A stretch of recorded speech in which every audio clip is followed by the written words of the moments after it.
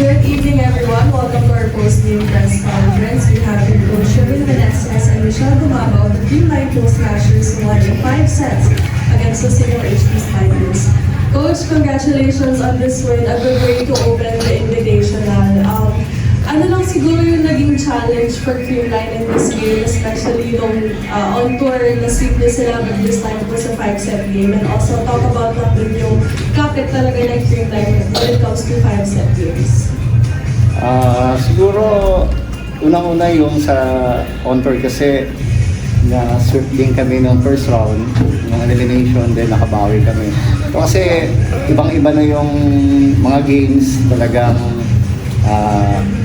magkakakilala na. And so, tingin ko yung naging advantage namin yung experience din ng team. Yun yung pinakamalaking advantage na dito sa Invitational. Especially team total effort yung nangyari ngayon. Kahit nag 5 sets. Thank you, Coach. And for MG, 22 points and 15 excellent plays in this game.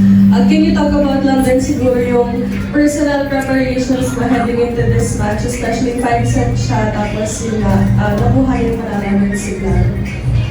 I think yung best lesson naman talaga namin ngayon is yung 5-set game na panalo kami because last season yung parehong 5-set game namin talo. So, it's good na maramdaman ulit namin yung pressure ng 5-set game. Umpisa pa lang, andun yung pressure, nandun na hindi kami pwede mag-relax, na kahit maganda yung naging takbo ng mga past games namin, kailangan pa rin namin magtiyaga dahil panibagong season to, and hindi talaga kami pwede sumabay sa galaw ng kalaban namin. I think yun yung naging isa sa mga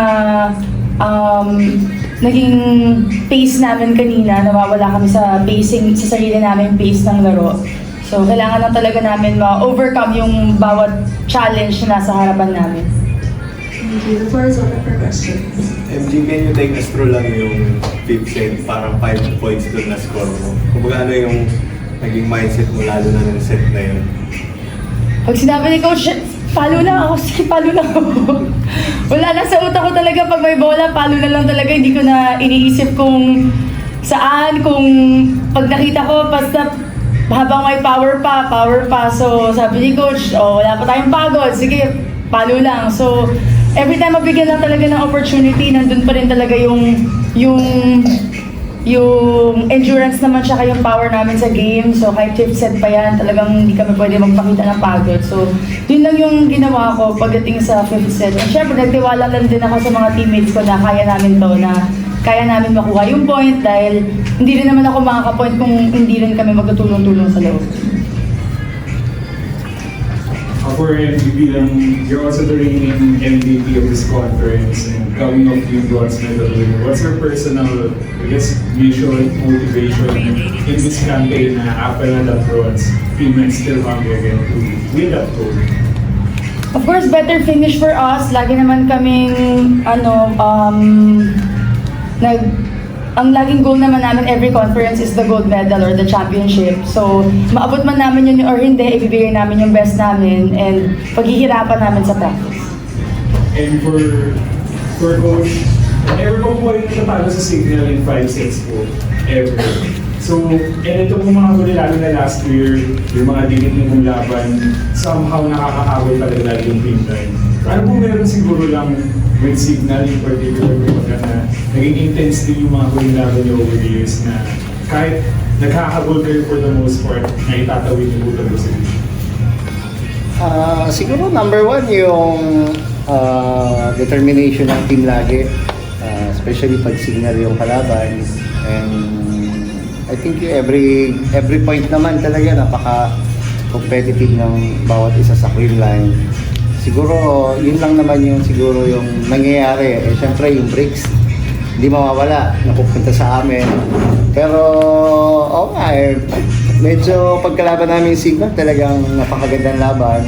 Siguro yung mga players excited din talaga kalaban yung Signal kasi all out din sila. Talagang binibigay din nila talaga yung 110% nila.